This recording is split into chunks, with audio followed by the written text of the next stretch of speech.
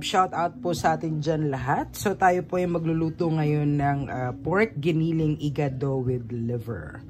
So this is kind of twist of the yung common natin na igado. So instead of pork meat, pork giniling po ang ating gagamitin. So ito po ang ating atay, patatas, meron po tayong carrots, ang bell pepper, bawang, sibuyas, green peas with a twist of pineapple chunks, reno, ang pimenta, laurel at ang raisins. So nasanay po tayo na sliced meat ang ginagamit with pork intestines. So ito po ay medyo kinda mura version ng igado dahil pork giniling po ang gagamitin natin. Tara po, let's get started. Shout out po sa atin dyan lahat. So magpainit na po tayo ng mantika. Mainit na po ang ating kalan. So syempre ang basic, magigisa lamang tayo ng bawang, sibuyas, ang ating instead na pork meat. Meat pa din siya ng pork, but it's giniling. So malakas po ang ating fire, so bilis pong uminit ang ating mantika. So we can add the garlic.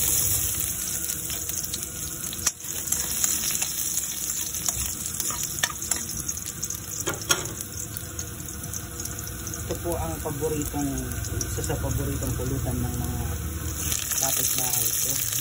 Lagi niyang tumulong sa inyo. So ayun na nga po, igisa lamang natin yan. Diba? Ang bilis niya mag-golden brown kasi high fire. Mga after a few seconds later, ay ilagay na po natin ang ating giniling. So igigisa lamang po natin yun ng maigi. So ito nga pala pong ating giniling ay marinated sa calamansi at paminta na may konti pa rin bawang.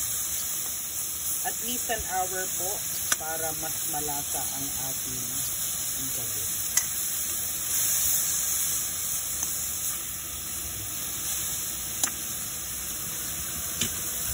So yun na nga mga kapsat, slightly bisa po siya.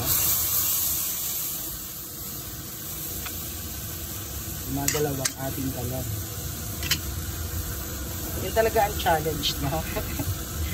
So yan po, lagyan lamang natin siya ng konting patis.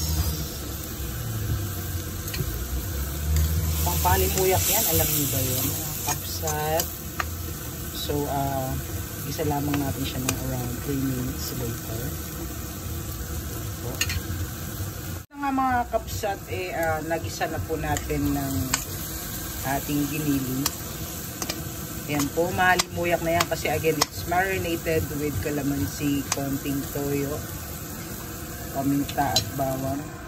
Add na po natin yung medyo matagal maluto, which is the carrots at patatas.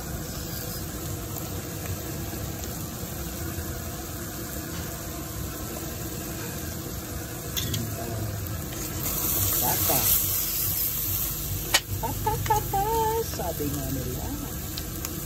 Para sumabay na po siya sa pagluto ng kanin. So after the patatas, we have the carrots.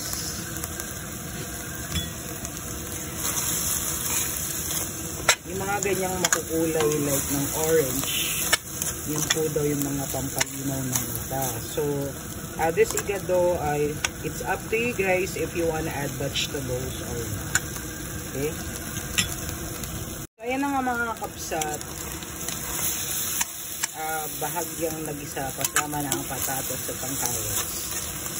We can add a bit of water.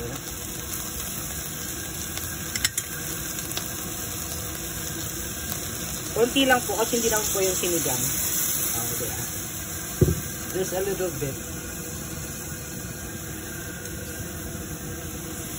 Dangerous. God have a favor in that thing. Sabi nga nila. So, ayun na nga guys. Ay kumulo na po ang ating Konti, as in, wag po kayong maglalagay ng over sa meat na sabaw.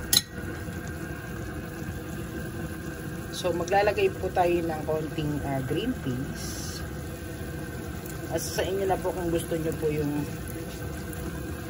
dilata o yung nabibili na. It's up to you guys kung may pang garbanzos kayo, nasa inyo po yan.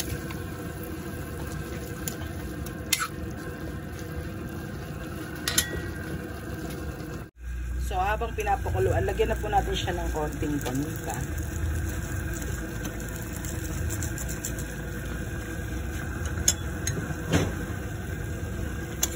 Again, nasa inyo po yan kung gaano karaming paminta po ang gusto nyo.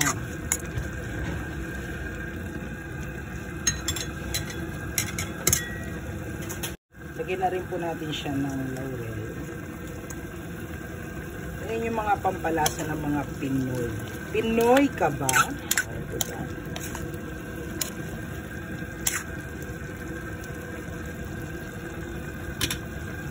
Yun na nga guys, after a few minutes later, we can add the raisins. Ang raisins po ang maglalagay ng tamis, dagdag tamis sa ating igado.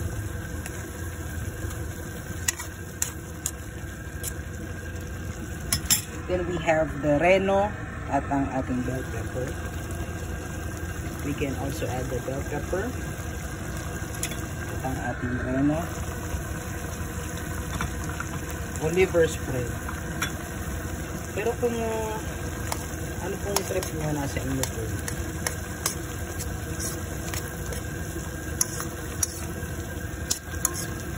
Kasi po, yan po ang isa sa sikreto.